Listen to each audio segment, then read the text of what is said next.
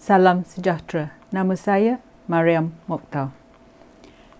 Yang mana satu wajah Mahidin Yassin yang rakyat boleh percayai? Wajah yang mana satu mewakili Muhyiddin yang sebenarnya?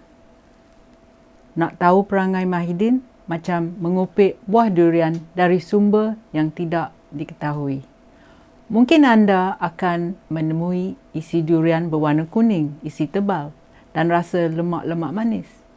Mungkin anda akan dapat durian yang buruk dan berulat.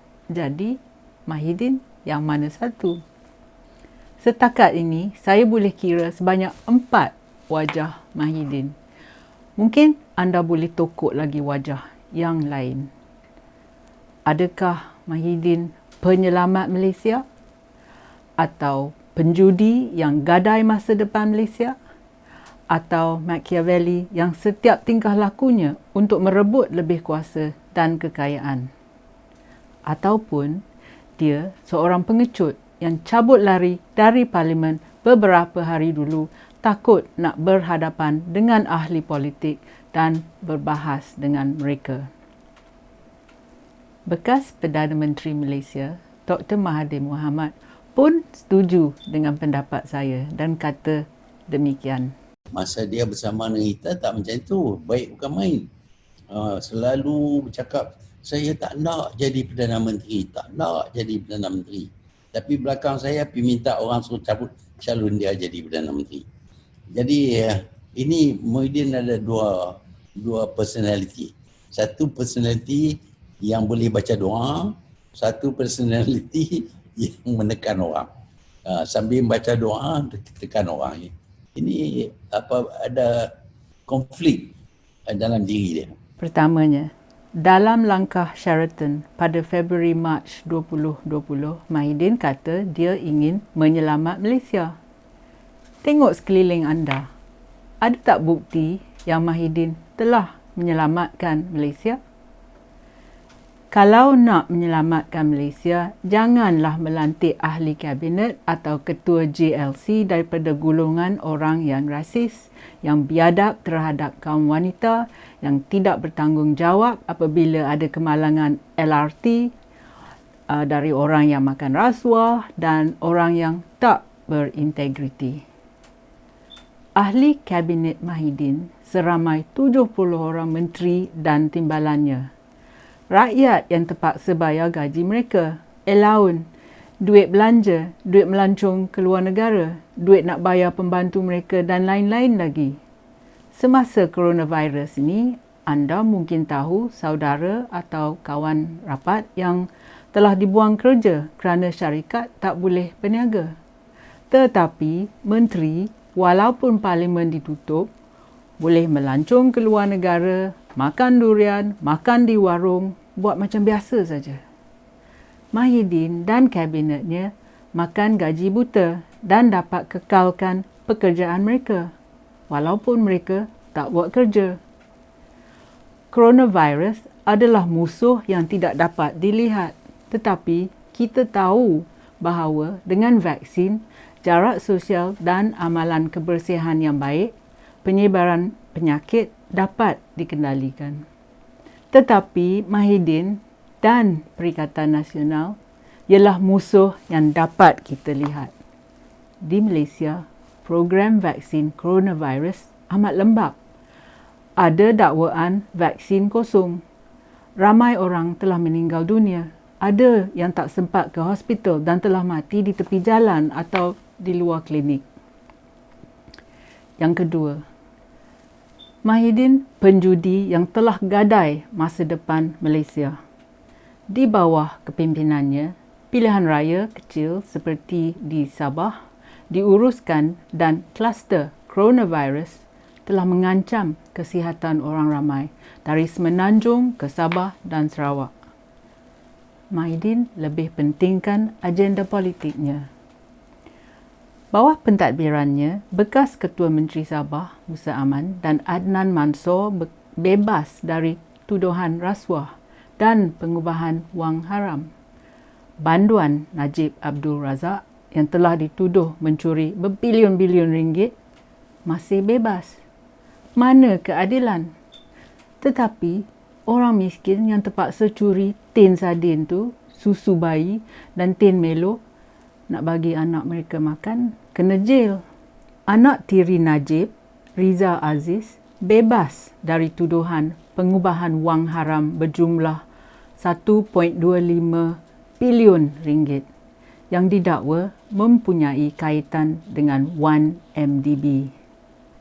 Semasa pandemik ni, kilang dan pasar malam boleh dibuka. Tetapi parlimen terpaksa ditutup.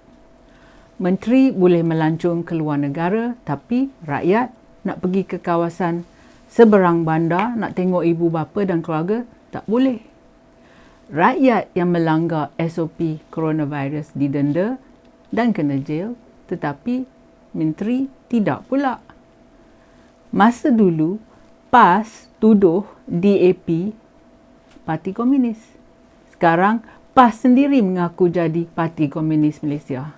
Kan minggu lepas Taqiyuddin Hassan, Menteri Undang-Undang, dia kata yang rakyat Malaysia boleh melawan wabak coronavirus dengan strategi Stalin, iaitu pemimpin komunis Rusia. Semasa pandemik ni, pelajaran kanak-kanak kita terganggu. Mahidin kata guru dan murid sekolah akan diberi komputer dan talian internet yang berkesan. Semua ni janji Melayu saja. Yang ketiga, wajah yang ketiga. Taktik Machiavellian Muhyiddin untuk menyelamatkan diri dan masa depannya. Tahun lepas, Agong mula-mula kata tak payah nak isytiharkan darurat. Tapi Muhyiddin bijak. Dia kata yang darurat perlu untuk membanteras wabak coronavirus. Ini semua dalih saja dan ia berjaya minta Agong mengisytiharkan darurat. Bila rakyat menderita dan rakyat merayu balik pada Agong menolong mereka, Muhyiddin sanggup kata yang dia sakit supaya dia tidak dapat buat keputusan penting untuk membuka parlimen. Cuba anda fikir ya, seseorang yang sakit tenat tidak akan suruh juru kamera menunjukkan dia sakit di hospital. Orang yang betul-betul sakit tidak akan mempengerusikan mesyuarat sidang khas Majlis Keselamatan Negara dari bilik rumah sakit. Ini nampak macam Muhyiddin nak menunjuk sangat pada rakyat yang dia tu rajin. Dia suka guna emosi supaya orang yang tak sedar perangainya akan kata Muhyiddin penuh dedikasi dan komitmen pada kehendak rakyat. Persembahannya lebih best dari drama minggu ini. Dan akhir sekali, Muhyiddin memang pengecut. Tahun lepas, dia lancarkan langkah Sheraton pada Februari dan Mac 2020. Rakyat tidak memilih Perikatan Nasional. Dan rakyat tidak setuju Muhyiddin jadi Perdana Menteri. Dia tahu rakyat tak suka dia. Itu pasal dia terpaksa rampas kuasa. Bila dia mahu buat keputusan darurat, dia lari ke Agong minta tolong. Bila dia kena tekanan dari rakyat yang menderita, dia lari sekali lagi ke Agong minta perlindungan. Bila dia enggan berhadapan dengan Agong, dia kata dia sakit dan terus masuk hospital. Minggu lepas, pada hari pertama parlimen dibuka selepas pengisytiharan darurat, Muhyiddin takut nak berdepan dengan pihak pembangkang untuk penggulungan parlimen. Muhyiddin hilang diri dan ini menimbulkan kekecohan kerana ahli-ahli parlimen pembangkang tidak dapat menuntut jawapan dari Perdana Menteri. Jadi, saya tanya sekali lagi, berapa topeng yang dipakai oleh Muhyiddin? Yang mana satu boleh dipercayai?